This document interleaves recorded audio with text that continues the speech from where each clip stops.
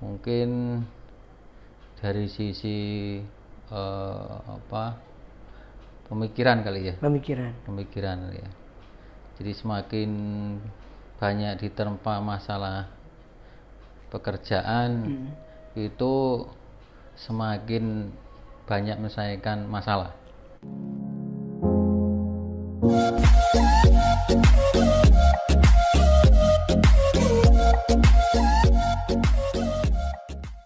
Bismillahirrahmanirrahim. Assalamualaikum warahmatullahi wabarakatuh. Teman-teman, kali ini saya sedang bersama dengan Pak Marsudi, Eskom. Sudah nambah belum? Guyu loh. Dia ini mau tak sebutin nggak? Boleh. Oh, boleh. Boleh aja. Santai aja, Bro. Sekarang jadi bos dia. Oh. Nah, sebuah perusahaan kurir ternama dan nanti aja kita bicarakan. Pak Marsudi, kegiatan sekarang apa nih? Kegiatannya saya sehari-hari ya, kalau liburan ini ya nggak nganter anak biasanya. Sudah punya istri ya? Biasa kecewa. Iya, kalau pagi biasanya nganter anak dulu kalau sekolah. Ini kan udah libur tuh ini. Nah, kalau libur ya biasanya ya saya pagi itu jogging. Jogging pagi itu, bangun subuh itu ya mau jogging komplek aja, nggak jauh-jauh, soalnya ya umur sudah 50 tahun itu yang jogging yang ringan. Kalau malah pas sudah tua ya kayaknya. Ya belum sih. Belum tua, tapi kan kelihatan nih dari bodinya kan masih seger gitu ya. Sering berolahraga ya, ngopi kadang-kadang sih saya ngopi, cuman nggak sering tuh. Jadi kalau minggu ya ini sepedaan. Itu masih rutin. Enggak jauh sih, paling ya PP 30 kilo. Aduh loh, kuwi manene. 30 kilo. Iya. Habis sepedaan terus ngopo? Makan tengkleng. Habis sepedaan ya biasanya nyoto biasa. Oh, nyoto. Sebenarnya saya mancing. Yang mau saya tanyakan itu, dulu itu enggak makan yang bernafas. Oh, ya masih. Oh, masih sebenarnya? Masih. Subhanallah. Masih. Saya vegetarian sudah 30 tahun. 30 lebih, hampir ya 35 lah. Nah, 35 saya tahun. dulu mau tanya ndak berani. Sekarang di sini tak todong. Ya. Kenapa? Oh, kenapa vegetarian gitu maksudnya? 30 tahun loh, pertanyaan saya simpen loh. Iya. Kalau vegetarian itu ceritanya bapak saya tuh memang nggak suka makan yang hidup, binatang-binatang itu memang nggak suka bapak saya itu. Jadi kemungkinan dari keluarga saya itu saya nggak suka ya saya gitu. Yang lain biasa, normal. Berarti sama nggak normal? Ya, maksudnya normal itu normal makannya gitu ya. Kalau hidupnya ya santai-santai aja, normal kayak gini. Tapi kalau dari sisi makanan kayaknya masuk ke saya, keturunannya gitu ya, nggak suka makan-makan. Kalau bapak saya itu makan tapi nggak begitu, artinya porsinya 99% tidak makan yang berbau binatang gitu. Kalau saya 100% nggak makan. Tapi pertanyaan belum kejawab nih, kenapa? Oh, ya itu tadi, kan ada historinya. Histori itu ya tidak bisa diceritakan. Misalnya Mas Bambang, historinya apa? Histori tak cerita kayak gitu. Kenapa masalahnya? Nggak ada masalah, historinya saja. Oh, lah itu. Lah takon sejarah kok. Kenapa sejarah? Ayo sejarah yang nungguin. Gitu loh maksudnya. Bro ya toh. Nah, putranya udah berapa? Putranya 3. Yang terakhir umur berapa? Umurnya 14 tahun lah sekarang. 14 tahun. Yang di Gontor mana? Gontor ya? Sudah lulus. Sekarang sekarang udah kuliah hampir selesai nih, skripsi lah. Mudah-mudahan insya Allah tahun ini sudah. Ngikuti jejak bapaknya nggak? Kayaknya dari jurusan dan kampusnya? Oh enggak ya? Enggak. Dia jurusannya beda? Manajemen administrasi lah. Oh, manajemen. Kenapa? Biar bisa dampingi bapaknya? Oh, enggak juga, dia kesukaan dia juga. Saya enggak harus memaksakan anak saya terus seperti saya, enggak. Dia sendiri, aku suka apa gitu ya. Suka saya seneng ekonomi, silahkan aja. Kalau Bapak saya yang akomodatif tuh kayak Oh gini. iya, support anak. Yang penting nggak melenceng, garisnya masih ada gitu. Oke-oke aja kalau saya sih gitu. Saya tes ya. Hmm. Bayu Sutopo. Ah, Masih inget? masih lah. Wes. Orang mana? Orang Palembang. Oh, Oh, iya. masih muda dites ingatan piye to. Oh, hai. Ingatan teh cemerlang. Masih inget bener ya. Oh. Mardiana. Mardiana. Pak Mardiana. Heeh. Masih inget? Masih ingat ya. Siapa? Dosen ya. Oh iya ingat. Ini lupa dosen apa ya dulu. Nah itu Bu Erna Yunianti. masih. Wes. Cuma dosennya saya nggak lupa. Bambang. Jadi waktu dia mau ke Gontor tuh saya ingat, Bang, aku main Gontor. Ayo ketemu. Wah, ketemu nih di depan soto ya waktu itu ya. Dia nggak mau berhenti di sotonya karena terus bablas loh. Saya baru ingat, oh iya dia nggak makan yang daging. Nah, tapi kenapa waktu itu dagingnya disisihkan juga bisa-bisa aja. Ya, Sotonya enak banget loh itu. ya soalnya kalau biasanya kalau kecampur itu nggak enak. Karena kalau badan yang sudah terbiasa nggak makan binatang itu, kalau kemasukan itu nggak apa-apa sih dampaknya. Cuma badannya jadi kelihatan nggak sehat malahan. Karena biasanya metabolisme yang sudah tidak biasa itu dimakani, ya kalau tubuh nggak biasa makan itu dimakan itu mesti bereaksi. Nah itu biasa nih. Kalau bangun jam berapa? Saya cuma bangun jam 3:30 sih nanti. Setengah 4. Setengah 4. Terus ngapain? Yo sholat tahajud dikit lah gitu ya. Gitu. Dari semenjak kuliah sampai sekarang masih terjaga. Insya Allah. Insya Allah. Ya kadang ya ada bolongnya jenenge menungso ki ya ora rutin lah ya toh. Kadang setan kan lebih kuat daripada orang toh. Ya kadang nak setan lebih kuat ya saya enggak. Tapi yo insya Allah lebih kuat saya daripada setan sementara ini. Ya itu.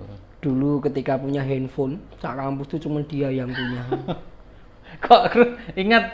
Ya ingat. Yang bawa saya kok seringnya. Oh, iya. Tadi kalau dia ke kampus, handphonenya tak selalu tak kantongin yang gini iki, maksudnya ini iki nonton ben anu, ben ketok aku nggawa handphone. Ketok yang sugih ya. Oh, padahal yang punya dia. Jadi teman-teman Soalnya harus kerja. Jadi mohon maaf teman-teman, kalau dulu itu saya punya handphone itu bukan punya saya, punyanya dia. Bener itu, handphone itu waktu saya bawa ke Sumatera, waktu itu tahun 96, 97, saya kan 96 itu sudah kerja ya. 97, 96 itu udah punya handphone. Jadi yo daerah kabupaten itu kita satunya saya yang punya handphone kabupaten itu. Jadi yo nak disai ngono ku wong telepon lagi rada bingung zaman semono. Opo? Iya, itu teknologi loh itu.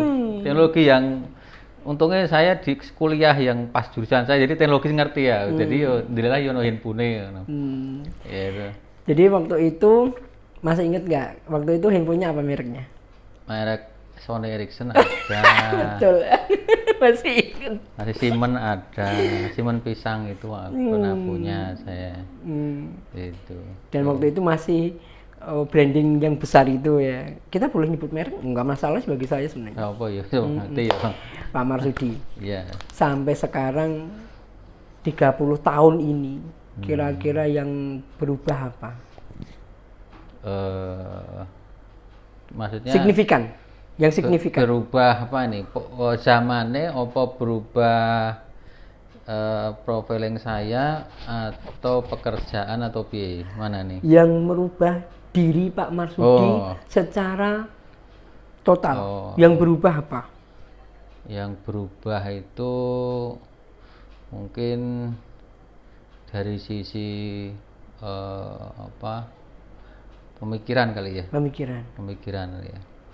Jadi semakin banyak diterpa masalah pekerjaan itu semakin banyak menyelesaikan masalah.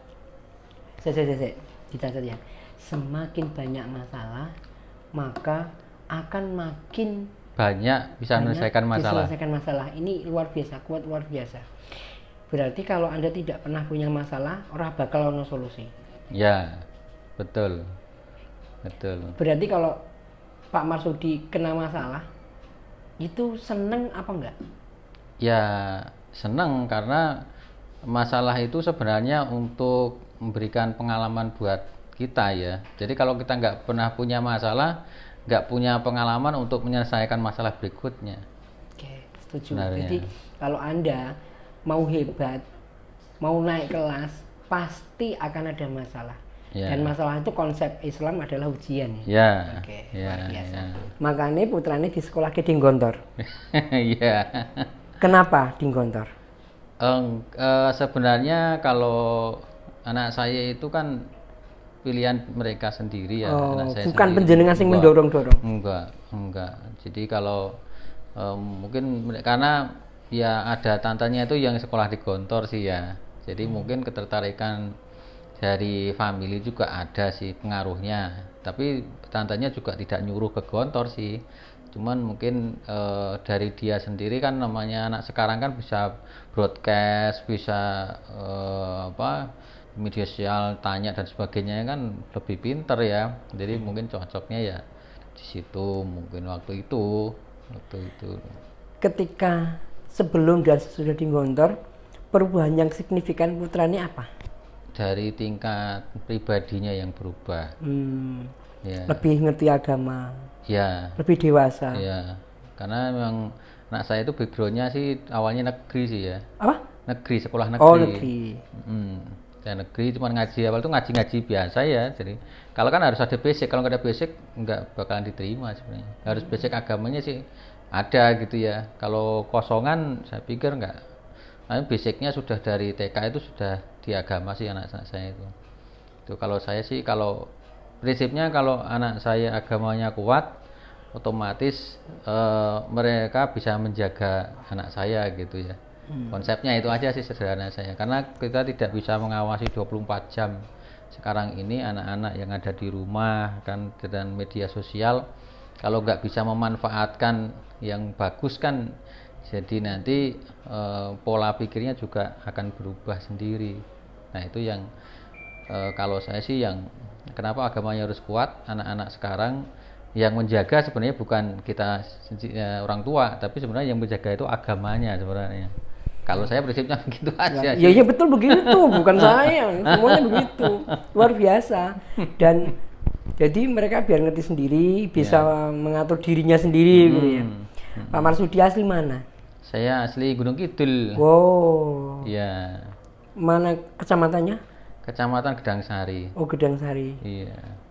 Gedangsari, Gunung Kidul. Ya dari sini sih paling perjalanan normal ya 45 menit. Dekat. Pak, gedung ini ceritanya gimana? Ya, jadi kalau kebetulan kan saya dari tahun 96 itu kan sudah kerja ya. 96. 96 kerja. Jadi ya sebentar. 96. Berarti di Akakom tahun berapa? Sebelum di Akakom sudah itu? Sudah. Oh. Jadi saya lulus itu udah kerja tapi belum lama. Jadi lulus kan tahun 9 kira ya. 8 7 8 lah. 98. Nah, saya kuliah sambil kerja. Jadi golek duit nggo kuliah. Ya ono sing biaya orang tua sih, cuman supportnya kalau saya mikir nak wong nggak usah ngerepotkan orang tua ya. Wong tua kan saya di desa itu ya. Jadi wong tua itu bertani. Nah, bertani itu kan ya kehidupannya kan kadang ya nak biaya sekolah anu toh, apa ya nak panen ya bagus, kalau enggak ya ada ternak itu. Jual sapi, nak sapi ini ya mesake. Nah, saya inisiatif ya sambil kerja, sambil kuliah. Kebetulan kan wis meh akhir-akhir itu ya. Wis meh akhir selesai itu cuman beberapa mata kuliah aja. Nah, itu ya alhamdulillah diterima di JNE. Jadi masih proses itu terima, ngelamar atau gimana ceritanya? Yung ngelamar. Saya pengen ceritanya Pak Marsudi itu menginspirasi banyak orang bahwa ternyata menurut saya anak wong desa, wong tani itu bisa sukses gitu loh. Nah, itu ceritanya awalnya gimana? Ya, kebetulan kan kalau pas kuliah itu kan, kalau pas liburan semester itu kan ada kakak saya yang kerja di Jakarta. Nah, sama kakak saya itu, daripada kamu itu neng nganggur lontang-lantung kowe neng Jakarta melu kerja gitu. Nah, kerja yang tidaklah setiap saya punya, walaupun pengalaman itu cuman paling ya sebulan 2 bulan kalau kerja itu ya. Terus ada kebetulan ya di perusahaan ini ada lowongan gitu ya, ada lowongan. Waktu libur kerjanya juga di JNE? Belum. Oh, belum. Kan pas kuliah itu kan banyak nganggur tuh kalau semester itu. Kalau saya kan mulai ya ngopo, mau ya kadang tani gitu ya. Turu tapi, mesti. Ya, ora turu. Ngaret biasanya soalnya. Oh, nggak mau ya ngomong ngaret itu nggak mau. Ngaret saya itu kalau pulang, kalau zaman kalau kuliah karena saya itu neng Jakarta, kon yo kerja apa piye saenenge gitu ya, saya kerja. Oke. Ya, terus sorry maaf. Waktu itu kerjanya di Jakarta apa waktu libur itu? Kerjanya kebetulan kakak saya itu ya di ekspedisi juga. Oh, ekspedisi. Jadi ya ikut bantu kakak saya kerja di Jakarta itu. Cuman bukan JNE. Bukan. Okay. Bukan. Terus punya pengalaman itu. Punya pengalaman. Okay. Nah, kan istilahnya kalau hampir-hampir sama ya, jasa penilaian itu hampir-hampir sama. Cuman bedanya ke yang besar sama yang kakak saya itu nggak begitu besar juga. Tapi udah pengalaman minimal basicnya sama. Basic itu. Nah, terus ada lowongan, terus dilalah ya ngelamar, terus diterima, ya sudah kerja aja. Kalau saya kerja aja gitu. Prinsipnya kalau saya sih kerja itu nggak apa aja yang bisa halal gitu ya. Dan saya tidak punya bikin yang position apa-apa karena kan ya saya masih kuliah gitu ya. Yang penting saya bisa kerja gitu. Udah, kerja apa aja ngikut aja gitu. Yang penting ada lowongan ya kerja gitu ya. Akhirnya kerjanya yo awalnya saya yo ngurir podong, ngurir. Jadi awalnya itu ngurir. Iya, luar sama. Biasa teman-teman. Ini pertama-tama di Jogja itu ngurir ya. Ya. Nah, terus peningkatannya gimana? Ya kalau kan ada teman-teman yang masih ada aktif ya. Sekarang ini yang seangkatan saya juga ya sama, kalau ditanya yo Pak Marji pernah ngurir, iya. Pernah nganter barang dari driver, iya sama pernah jadi pimpinan, iya sama. Jadi masih serabutan waktu itu ya. Jadi memang sama Jakarta ditugasin untuk waktu itu buka cabang di Jogja. Dan kebetulan saya punya kemampuan ya pengalaman kerja di tempat kakak saya itu. Nah, terus buka di sini ya. Pas buka di sini ya karena memang belum, hanya 3 orang kalau nggak salah itu ya serabutan. Saya ya ngurir ya pokoknya nggak ngopo sing kerja, penting kerja. Kalau saya prinsipnya kerja itu ibadah, ikhlas gitu aja, nggak nuntut apa-apa itu. Nah, itu yang salah satu prinsip yang sampai sekarang saya pegang itu. Jadi kalau kita kerjanya ikhlas, ibadah sama Allah tujuannya yo apapun yo jenenge ibadah ki yo ya ikhlas yo apa meneh sudah enggak. Dulu lagi. Waktu buka kantor pertama di gedung ini atau bukan. Di mana dulu? Di Jalan Perang Titis. Oh, Jalan Perang Titis. Dekat sini itu paling ukuran cuman 3x4 ya. Kontrak itu. Oh iya, saya jadi inget masa tak jane nggone Mbah Cemplung ora gelem lali aku. Renek gunane jane Mbah Cemplung. Ya iso, kan ada tempe tahu. Ya tapi mosok tempe tahu. Lah iya ora apa-apa tapi enak sambele tok. Lali aku. Lali. Nah, terus kemudian dari yang Jalan Paris itu ke sini berapa lama prosesnya? Kalau dari Perang Titis itu masih ke Jalan Menuan dulu, ada proses transit. Karena Menuan itu dekat dari situ sih, nggak jauh dari sini juga kantor itu. Karena itu memang kalau pas itu sudah ngontrak 3 tahun, habis itu sudah barangnya sudah lumayan banyak, udah nggak bisa dipakai, pindah ke Jalan Menuan itu ukurannya satu rumah paling 100 meteran itu ya, 100 meteran dipakai untuk kantor, untuk gudang sebelah kantor. Sudah habis itu alhamdulillah bisnis ini bagus.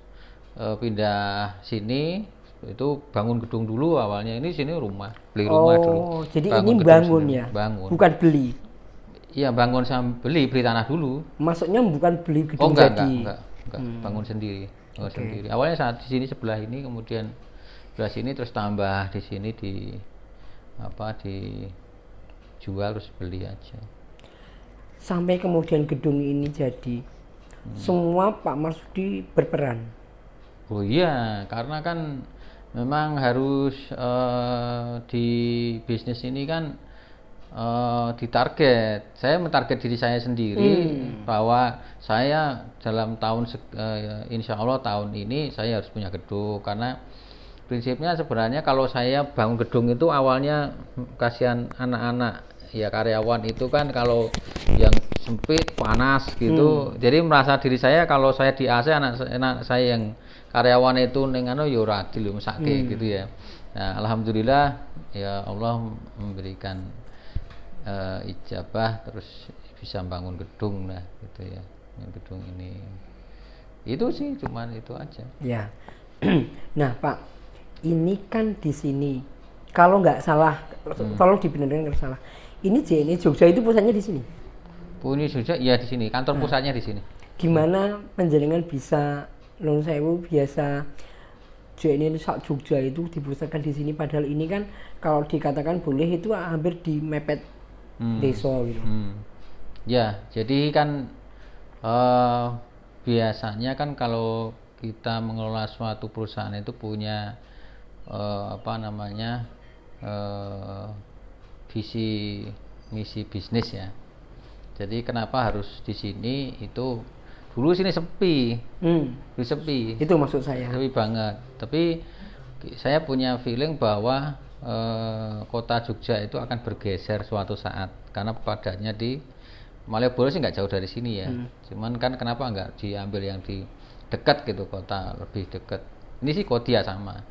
Nah itu potensi bisnis di Jogja ini kan kecil dalam kota. Nah kalau kecil otomatis nanti akan bergeser. Gesernya mungkin nggak ke utara, nggak akan ke utara.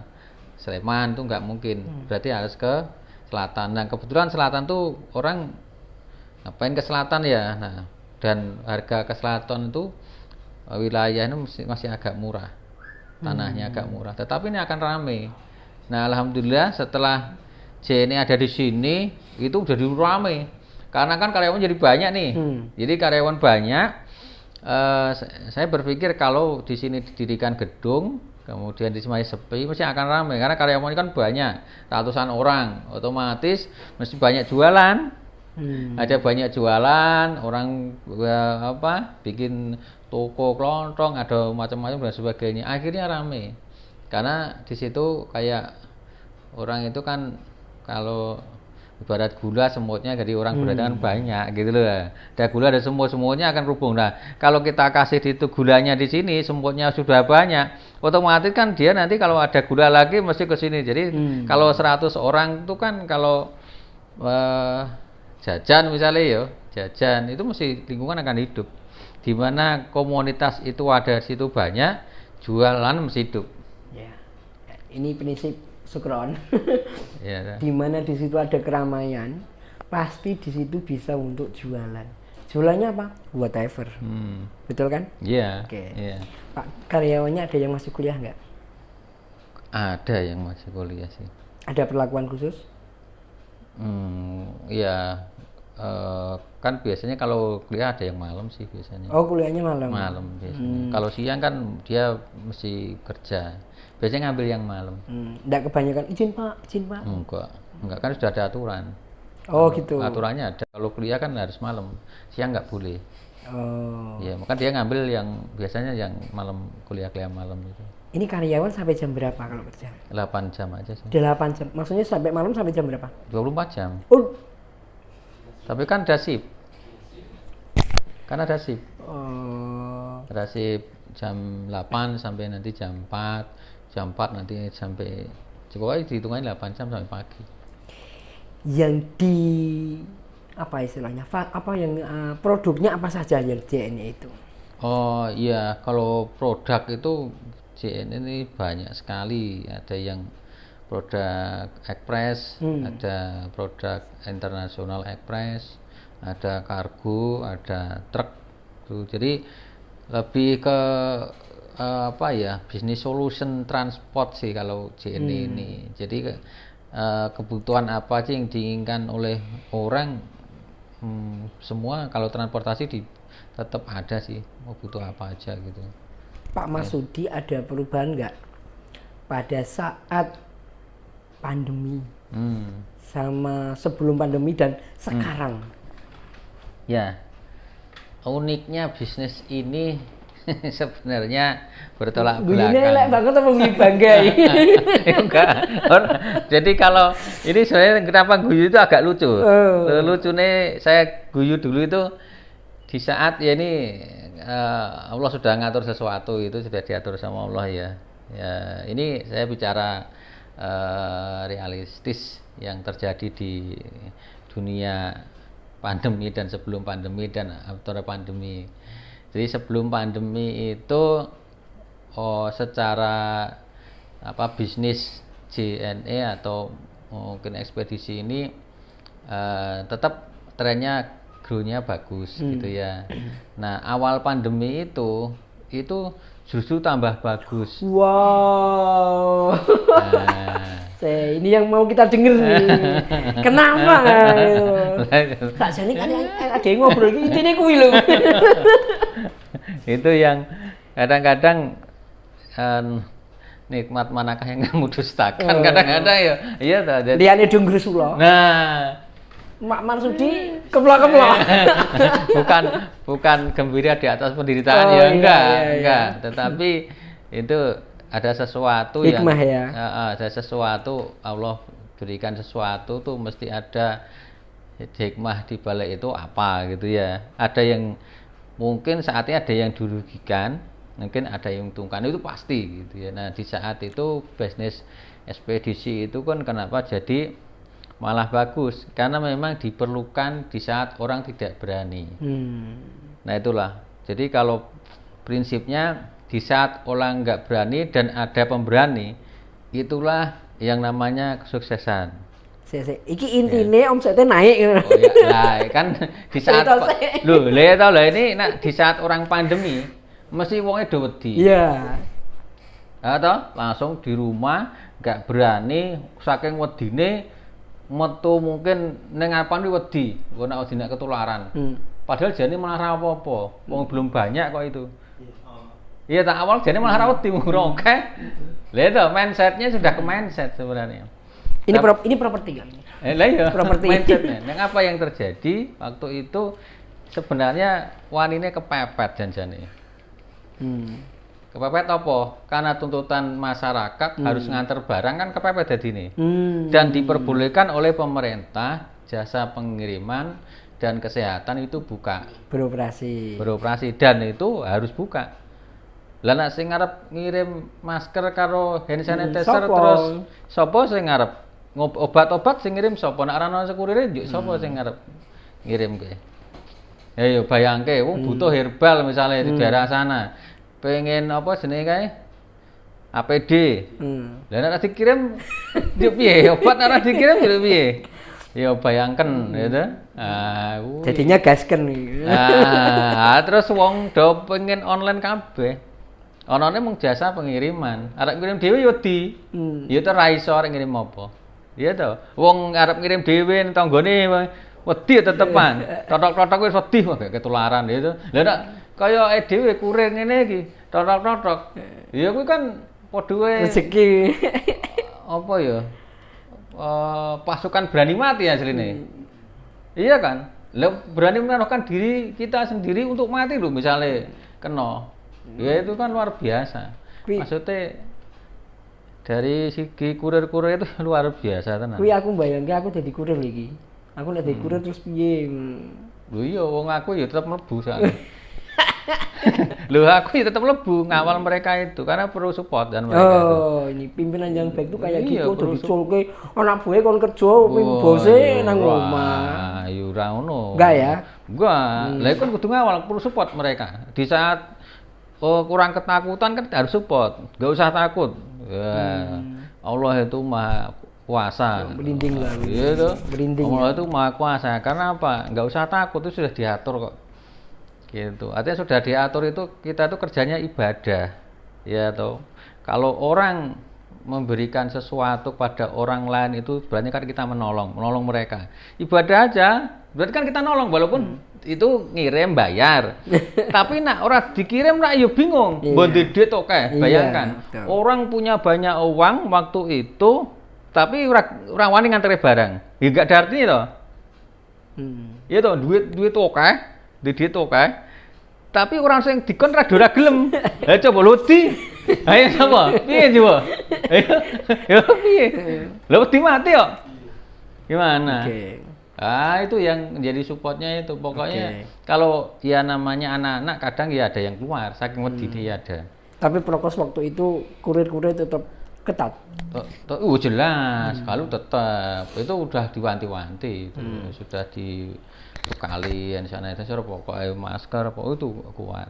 Jadi kalau itu kalau diisi prokes sih udah nggak ada masalah. Kalau boleh tahu, tapi boleh tidak menjawab. Kenaikannya bisa berapa persen pada waktu pandemi? Pandemi itu ya di atas 40%. Pandemi itu. Awal pandemi malahan. Nah itu karena kebutuhan tadi, banyak orang ya sama sih, artinya orang jadi potensi orang tidak buat masker jadi masker. Wong tukang jahit mana jahit baju orang sing jahit lan jahit apa? Jahit masker loh. Terus masker oke permintaan dikirim. Ngirim loh itu ya. Itu luar biasa jadi. Makanya dibalik sesuatu yang terjadi itu mesti ada hikmah itu. Hikmahnya kalau saya sih cuman yo nganterin barang ide yo omset mesti naik atau yo itu imbas gitu loh. Imbas aja kan. Pak Marsudi, pengiriman terdekat berapa kilo? Maksudnya piye? Dari ada orang yang ngirim, yang paling dekat, ini yang saya tanyakan bukan yang Jawa malah, tapi yang dekat. Paling dekat itu ngirim berapa kilometer? Oh, maksudnya yang kan ada tipe pengiriman nih. Tipe pengiriman intracity, intracity itu dalam kota. Ada intercity, itu antar kota, misalnya yang khusus kayak Semarang, Solo. Nah, itu yang satu antara antar kota, antar itu antar provinsi gitu ya. Itu gampangannya ya, gampang biar terjemahkan gampang. Itu ya bisa ke Medan, Palembang dan sebagainya, antar pulau. Yang maksudnya yang dalam kota. Itu yang paling dekat berapa kilometer? Kalau paling dekat itu ya kalau saya sih tidak ada dekat jauh sih. Bukan maksudnya yang pada ngirim itu loh. Yang pengalaman yang terjadi. Yang paling dekat berapa kilo? Yang paling dekat ya 2 kilo lah. 2 kilo? 2 kilo. Nah, pertanyaannya gini, saya mau nanya. Kenapa orang 2 kilometer tidak dilewat ke kurir? Ya, biasanya kan orang itu ada beberapa tipe orang yang pengen mengirimkan sesuatu, ada beda-beda. Jadi memang orang itu pengen surprise ya ada, walaupun dekat. Itu metode macam-macam sekarang gitu ya. Aku pengen surprise lah, tak kirim lewat JNE benda kenangan. Nah, setelah dibuka setelah surprise ada. Makanya itu pertanyaannya yang paling dekat, nah itu salah satunya. Ya kalau untuk bisnis enggak beda. Ya, itu jadi, tapi intensitasnya tidak tinggi. Enggak begitu tinggi karena hanya mungkin momen-momen gitu ya, momen tertentu. Karena begini, dulu waktu kuliah karena sak kampus dikirim ke lewat. Karena orang maninya kayak kirim ke lewat kono. Padahal sak kampus dikirim ke ya ning kampus kono. Kender. Tapi masalah tidak tersampaikan dengan tangan. Jadi Pak Marsudi ini mengambil porsi orang-orang yang seperti itu karena tidak bisa menyampaikan secara langsung. Oke, Pak Marsudi. Nah, kemudian setelah itu peningkatan yang signifikan jelek begitu di Jogja itu terjadi tahun kapan? Kalau yang paling tinggi ya di pandemi itu malah. Pada saat pandemi. Sebelumnya biasa. Progres biasa. Tapi yang paling tinggi justru pada saat pandemi. Kalau biasanya cuma hampir 25-30 ya. 30-25 itu grow-nya ya setiap tahun. Grow atau setiap pandemi itu hampir 40 memang, 40%. Luar biasa karena permintaan naik itu. Naik drastis. Yang dikirimkan apa rata-rata? Bisa dilihat. Masker. Oh, masker. Kemudian kayak herbal itu banyak. Kemudian APD itu juga banyak. Yang rata itu herbal, APD, masker. Itu paling banyak. Pak Wak, apa perbedaannya sebelum ada e-commerce itu dan sesudahnya? Apa bedanya? Dulu maklum saya ada kurir besar itu kan sempat mau tutup. Tapi begitu ada e-commerce, menjamur itu kan dia mulai hidup lagi 24 jam lagi. Nah, kalau dari JNE Jogja ini sendiri bagaimana? Kapan? Ya, jadi kalau perkembangan bisnis ya, bisnis itu kita jadi modelnya pra e-commerce, kemudian e-commerce dan pasca. Itu memang momen penting ya? Iya. Jadi waktu tumbuh ini mungkin bisnis hampir sama kali ya, hampir sama bisnis. Jadi kalau sebelum tumbuhnya e-commerce itu mungkin orang belanja itu masih pakai manual, bisa cuma telepon gitu ya. Dan perkembangan media sosial itu orang belanja kan ada beberapa historical. Artinya kalau kita itu harus jeli di bisnis ya. Kalau kita kan sudah WA berkembang gitu ya, berarti kan WA ini bisa untuk bisnis. FB berkembang, FB bisa untuk bisnis kan, orang bisa transaksi pakai FB juga bisa. Nah kemudian ada IG masuk, jadi kan itu potensi orang jeli berbisnis ya. Nah kalau saya mengamati dari proses transportasinya, orang mengirim lewat pakai apa sih gitu.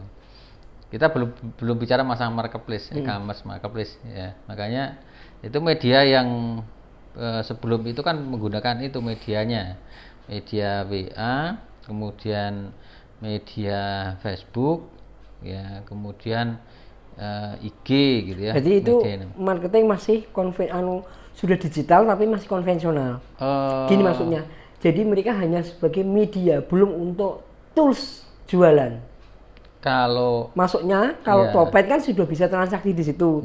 Tapi kalau waktu itu kan belum bisa untuk transaksi, hanya untuk publish. Itu kalau media itu sebenarnya sudah bisa untuk promo, untuk jualan ya, untuk jualan.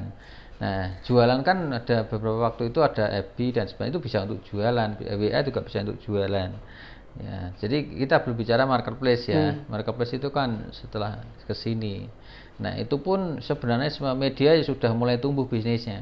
Nah, JNE tahu dari sudah digital, jadi memberikan inovasi, memberikan digital tracking dan sebagainya itu. Tapi mereka ada juga seperti yang belum bicara tracking.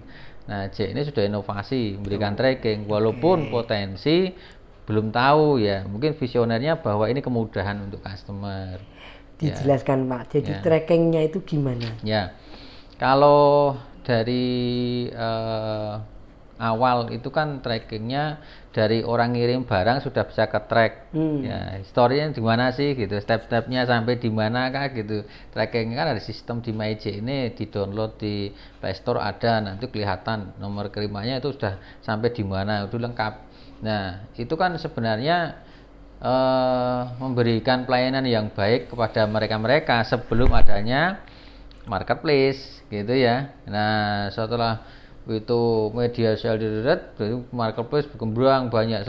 Nah, marketplace perlu teknologi. Marketplace sebagai platform untuk jualan.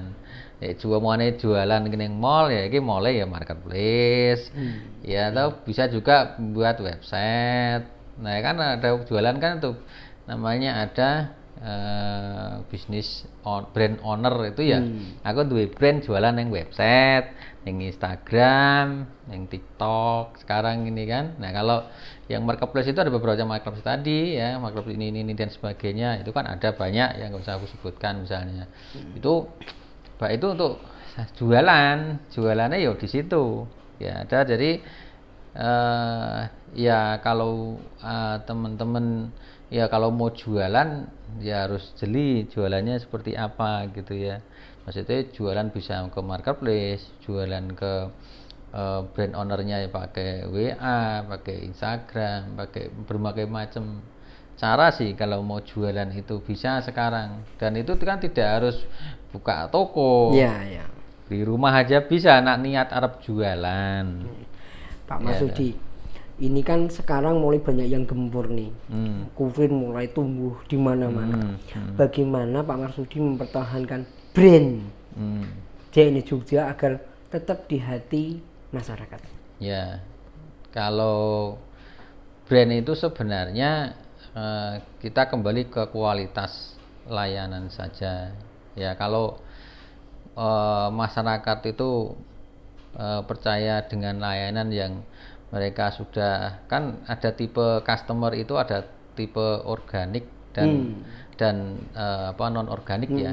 Non organik tadi yang bicara misalnya aku shop bisnis ya, jenis jualan pakai ini seret itu. Kalau organik itu yang masih loyal. Nah, itu kan alhamdulillah kita masih ada 50% yang customer loyal. Loyal itu nah orang ini ra gelem gitu ya. Ini kayak aku. Nah, pokoknya ya karena kita mengutamakan kualitas layanan ya, dan dari sisi teknologi juga gampang atau mudah gitu ya. Kalau dari sisi misalnya ada komplain pun nggak berbelit-belit, ya lebih mudah saja. Nah, rusak asuransi ganti 100%. Ya, nah jadi kan mudah ya, mudah. Harga ya nggak begitu mahal-mahal amat ya, terjangkau karena fleksibel. Orang berkata larang ya. Nah, pelayanannya jelek ya apa artinya mahal. Ya, kalau misalnya kita mau murah tapi pelayanannya orang banyak komplain ya nggak mau juga. Jadi kalau kualitas itu kan ada harganya juga gitu ya.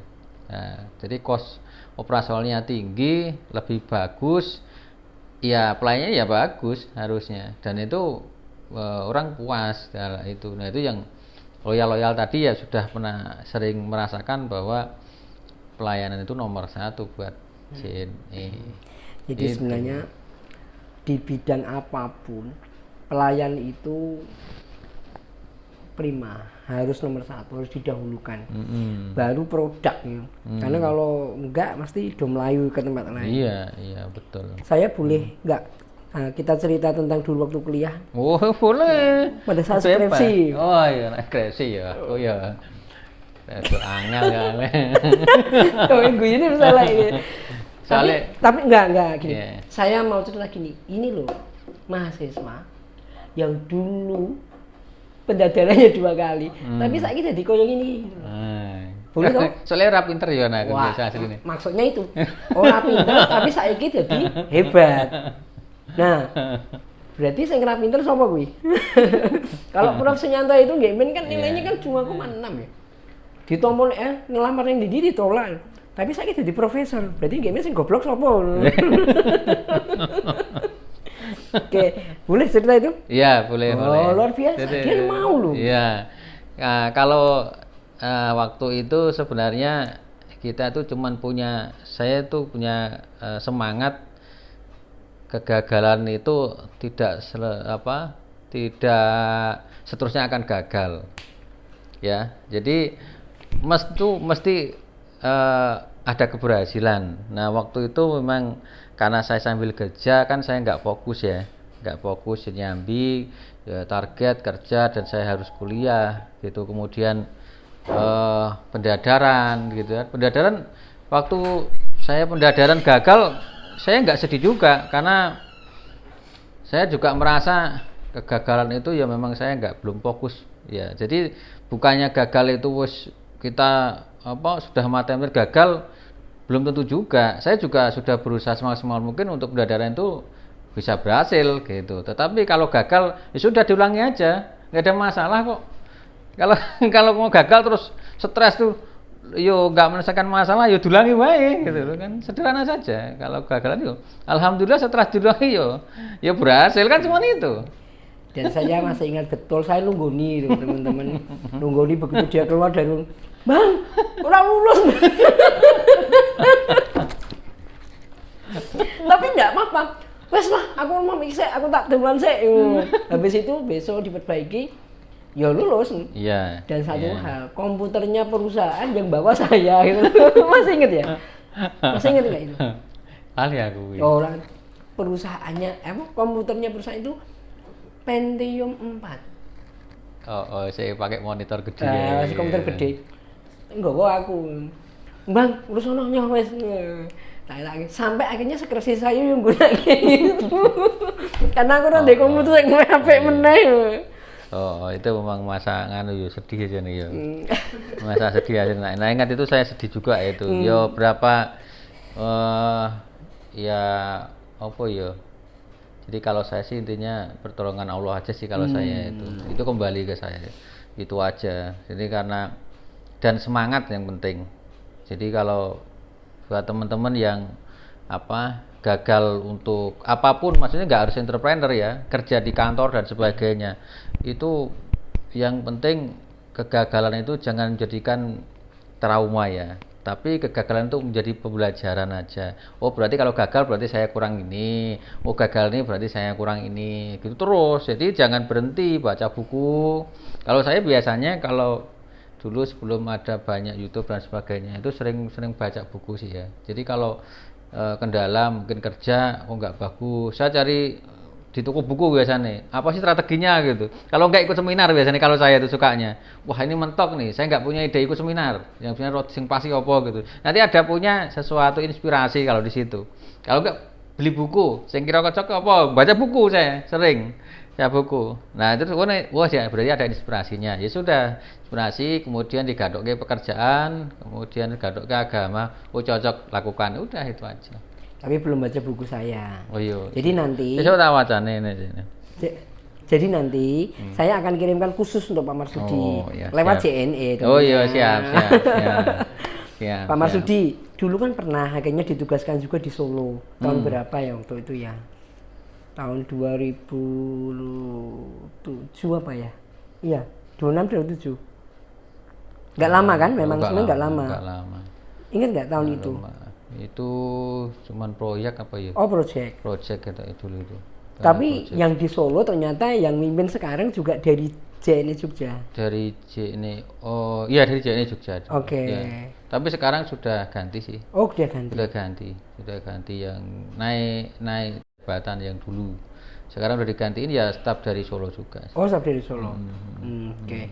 Pak Marsudi, dalam hidup menurut jenengan apa sih yang menyebabkan jenengan terus menuai sukses? Apa? Kuncinya apa? Kuncinya sederhana toh. Ya, kuncinya itu ya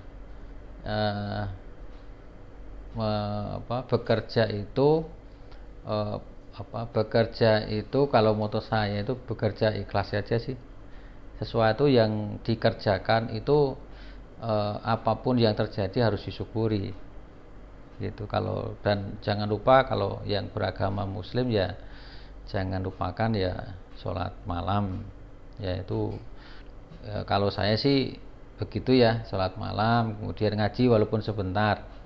Kemudian kalau itu dalam spiritual agama ya, kalau yang dijalani saya itu begitu. Dan kalau kerja itu jangan selalu mengharapkan hasil, tapi bekerjalah terus, nanti insya Allah kalau bekerja itu dengan baik, doa dengan baik, Allah yang akan menentukan gitu.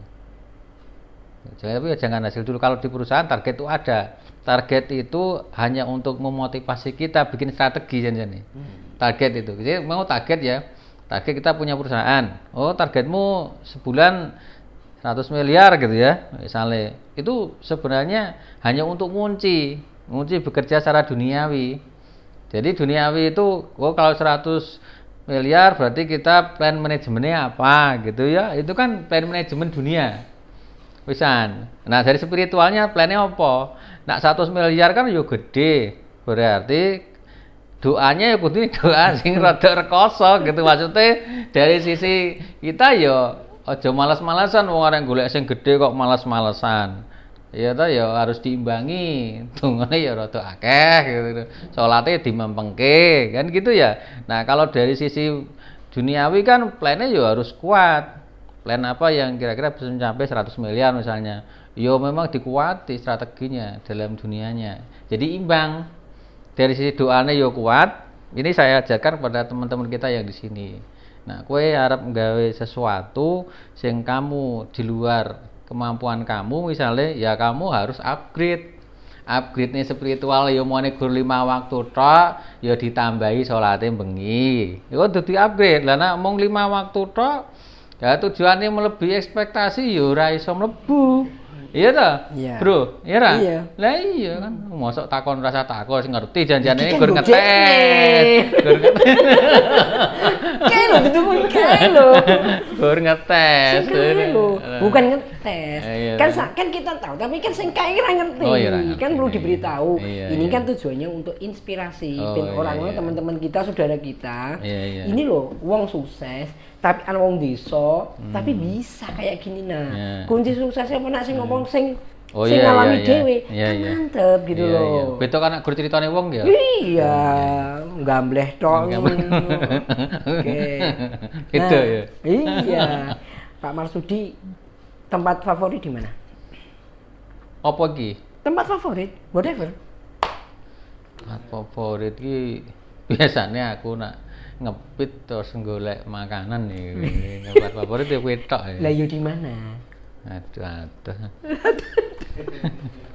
Ganti-ganti ya bro, nah tempat favorit ini. Iya. Ya tempat makan di mana? Yo macam-macam ganti-ganti soalnya. Ya aku ora ngerti yo. Masalahnya tempat itu yang favorit eneng kono itu nyaman, seneng. Waduh. Kabeh ki nyaman ya. Makanan favoritnya apa? Nah, makan berarti ya vegetarian.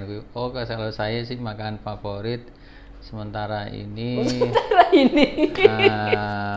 yang sering dimakan itu ya sate. Kalau vegetarian ya itu saya sate tapi dari bukan beli apa ya, beli yang bisa diolah, itu olahan vegetarian itu loh. Sate apa? Masak sendiri. Oh, masak sendiri. Ya sendiri, tapi ininya beli sudah jadi, tinggal masakin itu kalau favorit vegetarian ya. Tapi kalau yang biasa ya biasanya paling nomor satu enggak enak juga sih, nasi padang ya. Nasi padang. Karena ono ganjane. Ya, orang ngerti tapi enak. Tapi soalnya harusnya padang nggak milih, Pak ini sing kuah telur tok apa gitu tok kan. Kuwi resikone. Ya to ora entuk kuah liya, kuah telur tok. Karo daun-daunan, karo bergedel, tahu tempe tok. Ah kuwi untungnya semangat tempe telur, nak ora gur karo kuah tok irale aku. Iya toh. Memang ya isa enak. Itu kadang makanan sih cepat saji cepat, karena saya tuh orangnya nggak bisa menunggu lama. Jadi nak makan itu kadang-kala ya semangat terus 10 menit 15 menit langsung, nggak bisa terus. Mau kecuali ada tamu apa ngobrol gitu ya, yang kafe misalnya, ya itu memang karena ada komunitas yang harus ngobrol agak lama gitu. Kita itu pernah ketemu di bandara, pernah ketemu di gudeg apa jenenge neng Lor UGM.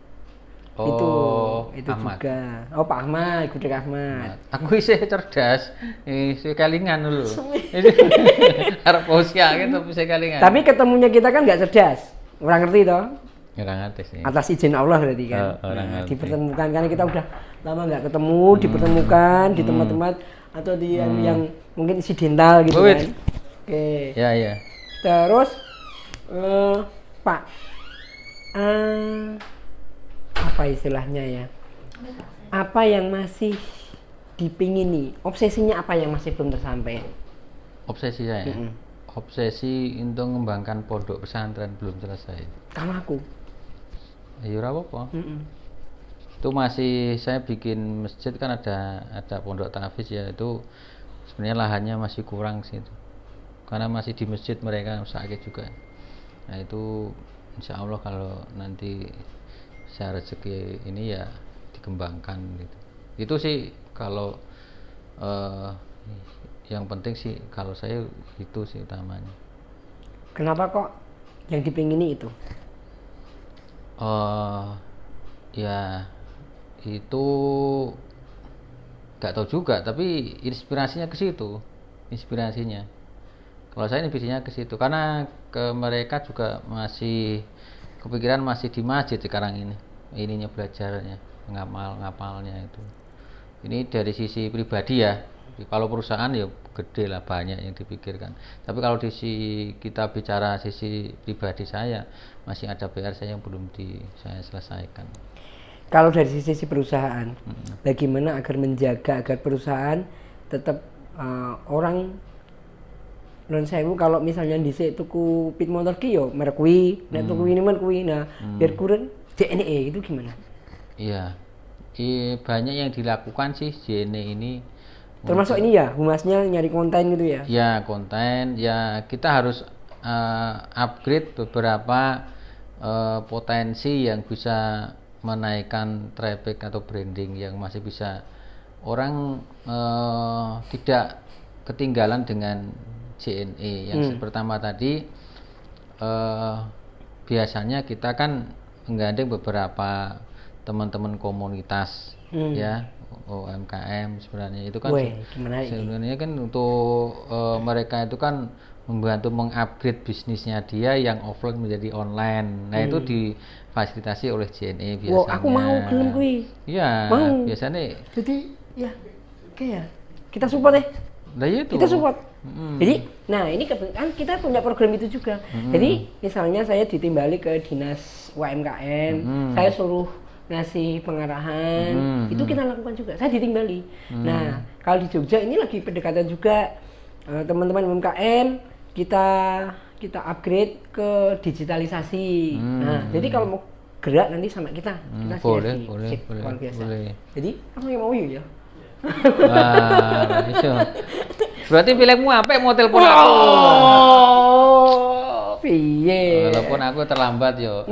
Tamu ini yang mendadak. Jadi aku mau ke meeting Mas jam 1:30 dadakan meeting iki. Jadi iki janji karo iki jam 12. Saya ada tamu tadi Prambanan, dadak ada tamu terus kan kene 1:30 wis di WA. Pak, ini nanti ada meeting 1:30.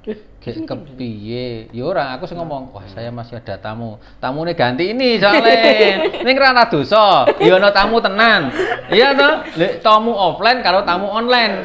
Iya toh, yang tadi offline. Jadi tadi kan janji ini jam 12 jadinya aku tapi tiba-tiba Pak, Prambanan ini ada. Ya wis lah aku mangkat. Tapi tak pikir-pikir nak jam 10 mangkat paling jam 12 selesai. Tekan aku. Yang biasa tuh nak ngobrol ngono kan kadang-kadang aku harap ngomong, Pak ini saya ada janji. Ini ya rasa perkewo toh. Kalau orang Jawa ki nak beda ya. Kalau orang Jawa ki mohon maaf ya Pak, ini saya ada janji lagi. Kok sibuk banget ngono lho sok wedi ya kuwi. Padahal di sana sibuk tenan asline ya ora penak. Ngomong ini ada janji dengan Pak Bambang misalnya.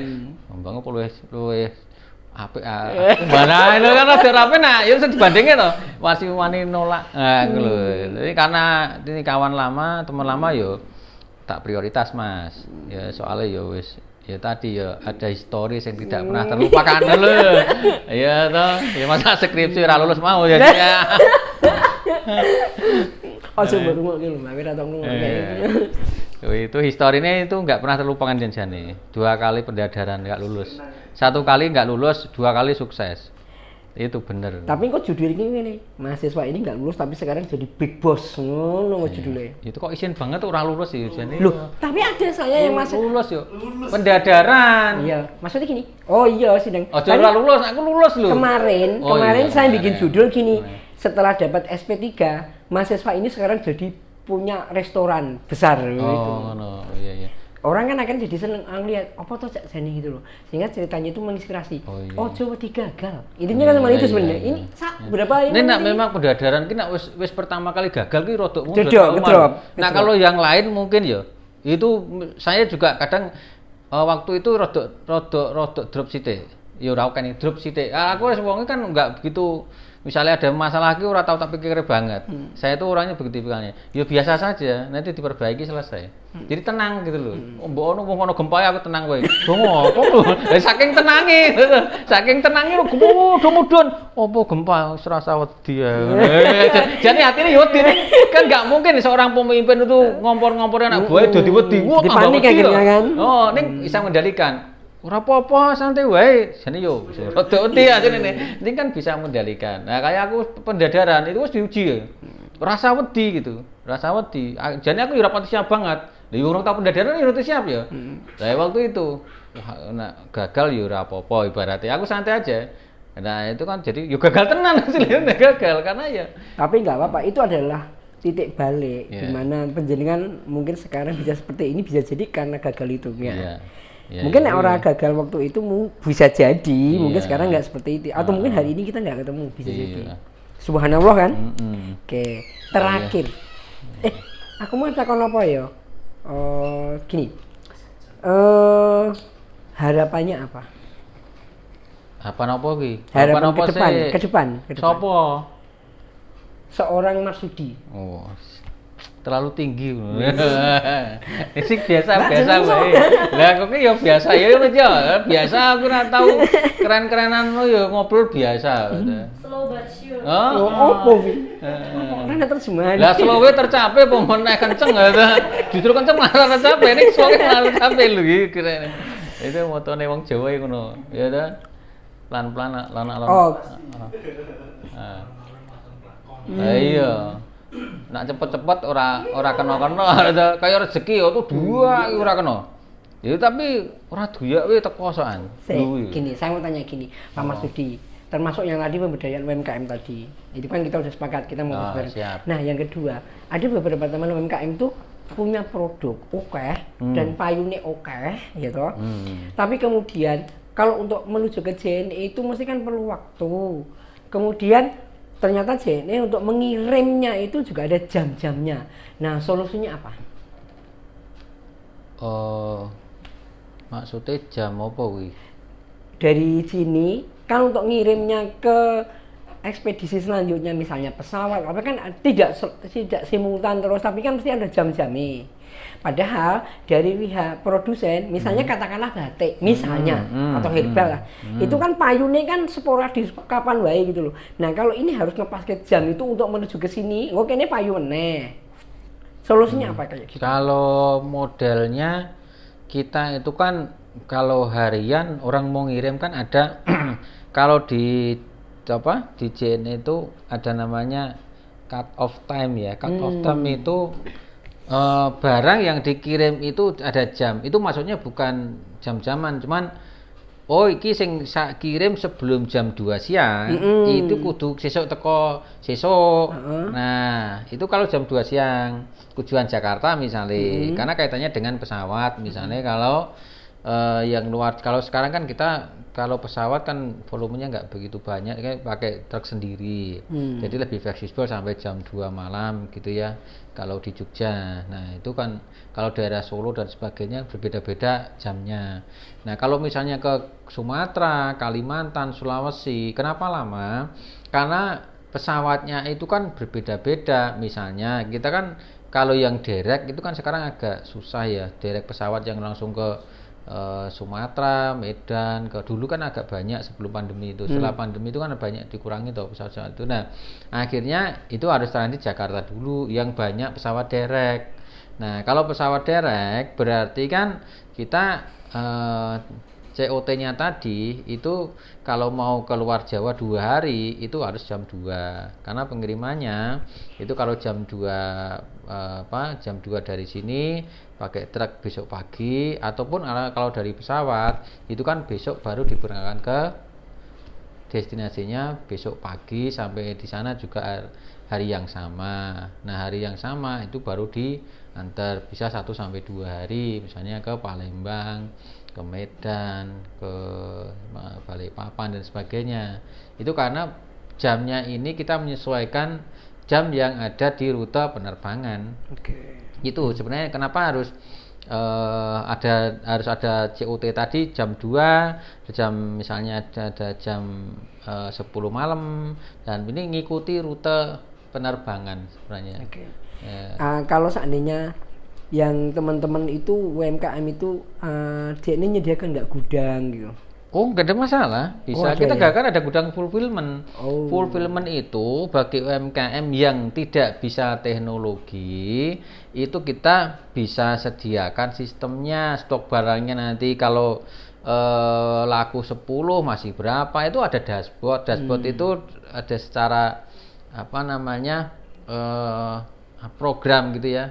Apa ya model dashboard. Jadi di situ kalau kita buka dashboard itu, situ ada stok barangnya berapa, ini laku berapa, yang ini berapa. Itu namanya dashboard kalau di JNE, tapi nggak tahu kalau istilahnya ya. Udah pakai itu aja. Nah ya itu ada bisa. Nah itu bisa UMKM kalau misalnya bisa perlu itu sudah ada. Jadi maksudnya ketika mereka itu mungkin rumahnya jauh dari sini, itu nek misalnya payu, wes langsung tolong JNE ini saya dikirimkan ke alamat sini.